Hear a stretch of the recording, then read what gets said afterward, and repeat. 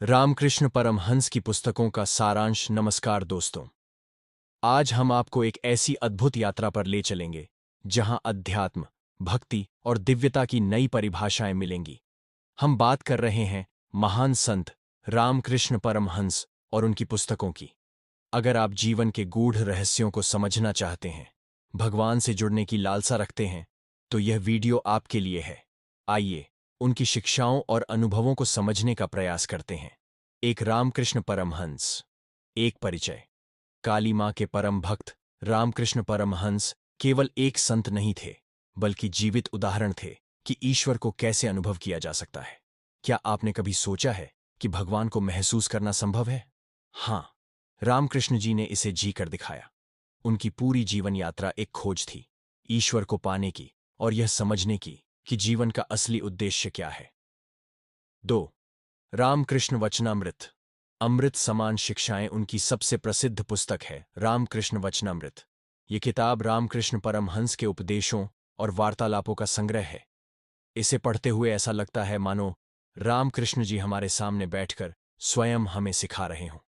इस पुस्तक में उन्होंने कई महत्वपूर्ण प्रश्नों के उत्तर दिए हैं। ईश्वर को कैसे पाया जाए? क्या धर्म और पूजा का एक ही तरीका है? क्या ईश्वर तक पहुंचने के लिए मंदिर जाना जरूरी है? रामकृष्ण जी कहते हैं, ईश्वर हर जगह है। वह मंदिर में है, लेकिन उससे भी ज्यादा आपके मन में है। क्या ये विचार आपको अंदर तक नहीं झकझोरते? तीसरी, सच्ची भक्ति और साधना की महिमा।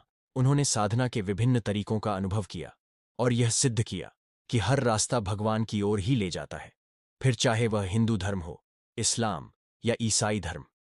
क्या आप सोच सकते हैं कि एक ही व्यक्ति ने इतने धर्मों को जीकर देखा और उनमें एक ही सत्य पाया? उनकी किताबों में ये अनुभव बड़े ही सरल और भावुक तरीके से बताए गए हैं।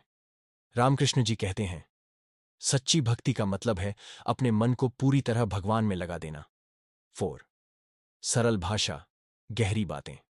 रामकृष्ण जी की बातें बेहद सरल होती थीं, लेकिन उनके अर्थ बहुत गहरे।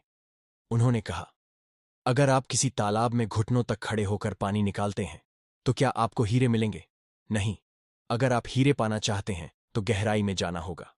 उनका यह उदाहरण हमें सिखाता है कि ईश्वर को पाने के लिए गहराई से प्रयास करना होगा। 5. जीवन को समझने का नया दृष्टिकोण। उनकी शिक्षाएं न केवल धार्मिक थीं, बल्कि उन्होंने जीवन को समझने का नया तरीका भी दिया। उन्होंने कहा, जीवन का असली सुख भगवान की भक्ति में है। उनके अनुसार दुनिया में रहते हुए भी आप भगवान से जुड़ सकते हैं, बस मन को शुद्ध रखें। 6. साधक की मार्गदर्शिका, आत्मा की खोज। रामकृष्ण जी की दूसरी महत्वपूर्ण पुस्तक है साधक की मार्गदर्शिका। यह उन लोगों के लिए है जो अध्यात्म की यात्रा शुरू करना चाहते हैं। इस किताब में उन्होंने साधना के विभिन्न चरणों, ध्यान के महत्व और शांति पाने के तरीकों के बारे में बताया है। 7. प्रेरक कहानियां। रामकृष्ण परमहंस की किताबें प्रेरक कहानियों से भरी हुई हैं। एक बार उन्होंने कहा था, एक किसान खेत में काम करता है और सोचता है कि वह पूजा नहीं कर सकता, लेकिन वह भूल जाता है कि जब वह ईमानदारी से काम करता है, तो वह भी भगवान की पूजा ही है। क्या यह कहानी हमें यह एहसास नहीं कराती कि भगवान हर ईमानदार प्रयास में मौजूद हैं? 8. प्रेम का संदेश। उनकी सबसे महत्वपूर्ण शिक्षा थी प्रेम। उन्होंने कहा, अगर आप भगवान को प्यार करते हैं, तो हर व्यक्ति में भगवान को देखिए। यही सच्चा प्रेम है। 9. आज के समय में प्रासंगिकता। आज जब लोग तनाव और भाग दौड़ भरे जीवन से जूझ रहे हैं, रामकृष्ण परमहंस की शिक्षाएं और भी महत्वपूर्ण हो जाती हैं।